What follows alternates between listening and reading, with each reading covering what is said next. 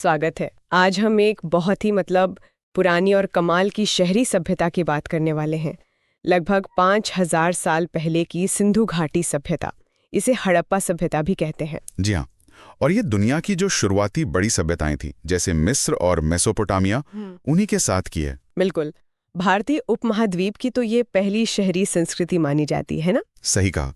इसका time period देखें तो मोटा मोटा 3300 ईसा पूर्व से 1300 ईसा पूर्व तक का है। तो आज हम कोशिश करेंगे कि जो भी जानकारी हमारे पास है उसके बेस पर इनकी सबसे इंटरेस्टिंग बातें समझें, खासकर उनका शहरी जीवन और वो रहस्य जो आज भी अनसुलझे हैं। बिल्कुल। चलिए शुरू करते हैं उनके शहरों से। उनका नगर नियोजन मतलब टाउन प्लानिंग वाकई कमाल का था। हाँ, मैंने पढ़ा है। सबसे ज्यादा इम्प्रेस करने वाली बात तो यही है कि शहर कितने प्लान्ड थे।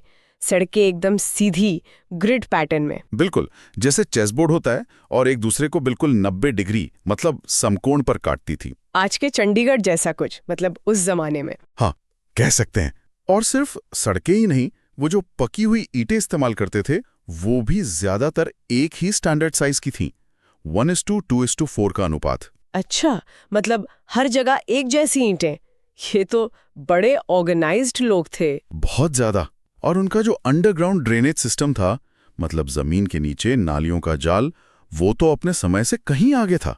आज भी उससे सीख सकते हैं। ये ड्रेनेज वाली बात थोड़ी और बताएंगे, ये इतना स्पेशल क्यों था? देखिए, नालियां ढकी हुई थी, हर घर से कनेक्शन था, गंदा पानी शहर से बाहर।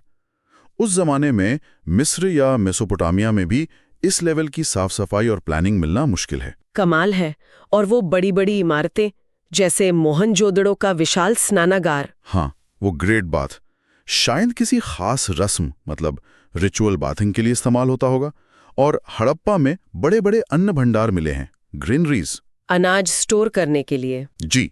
और एक और शहर है धोलावीरा, गुजरात में। वो भी बड़ा अनोखा है और निचला शहर। और वहां पानी बचाने और मैनेज करने का जो सिस्टम था, बड़े बड़े तालाब, वो तो लाजवाब था, खासकर कच्छ जैसे सूखे इलाके में। वाकई इंजीनियरिंग तो कमाल की थी।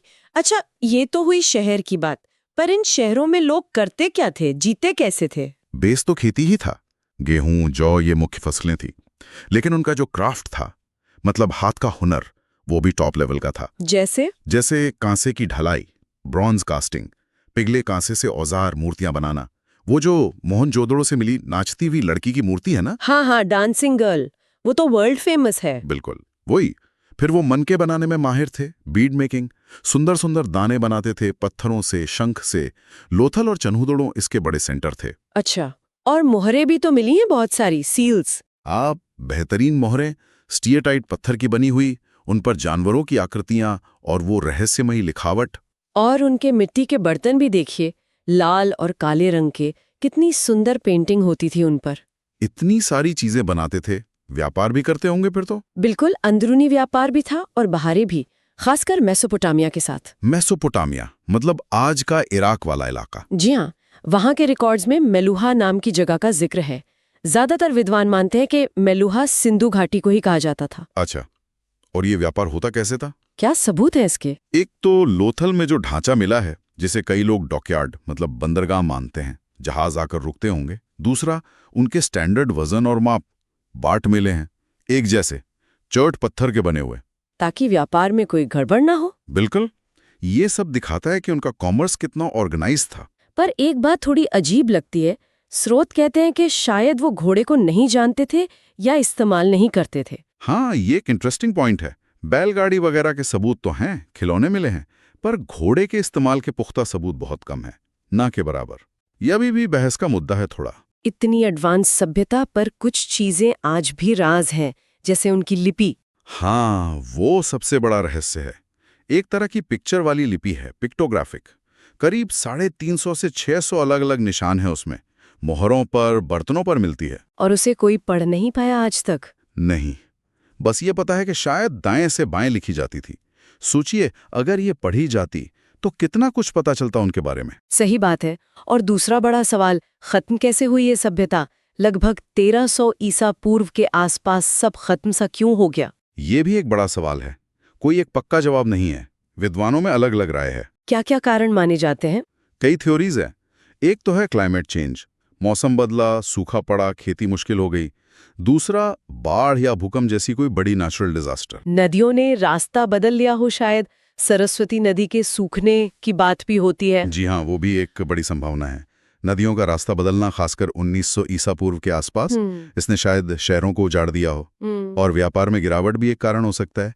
मेसोपोटामिया से ट्रेड कम हो गया हो। एक थ्योरी वो आर्यों के हमले वाली भी तो थी पहले। हाँ, वो आर्यन इन्वेजन थियरी पहले काफी पॉपुलर थी, पर अब जो नई रिसर्च हुई है, आर्कियोलॉजिकल सबूत मिले ना, उनके आधार पर ज्यादातर एक्सपर्ट्स इसे सही नहीं मानते। ऐसा लगता है कि पतन अंदरूनी कारणों से हुआ, बाहरी हमले से नहीं। तो मतलब कई सारे फैक्टर्स मिलके जिम्मेदार रहे होंगे शायद। ज्यादातर यही माना जाता है। कोई एक वजह नहीं, बल्कि कई चीजें एक साथ हुई होंगी। तो कुल मिलाकर देखें, सिंधु घाटी सभ्यता एक बहुत ही ऑर्गेनाइज्ड और टेक्निकली एडवांस्ड शहरी कल्चर थी। बिल्कुल। उनका town planning, water management, crafts, trade network, सब कुछ बहुत प्रभावशाली था, अपने समय से कहीं आगे। और उनकी कई चीजें जैसे शहरों की प्लानिंग और पानी का मैनेजमेंट, वो तो आज भी हमारे लिए सीखने लायक हैं। सही कहा। लेकिन वो जो अनपढ़ी लिपि है और उनके पतन के जो अनसुलझे कारण हैं, वो इसे आज भी एक मिस्ट्री बनाए रखते हैं, एक पहेली की तरह। और शायद यही बात हमें इतिहास की तरफ खींचती है, ये सोचना कि अगर कल को वो लिपि पढ़ ली गई, हाँ, तो ये प्राचीन सभ्यता अपने बारे में और न जाने क्या क्या नए राज खुलेगी। ये उत्सुकता बनी रहती है।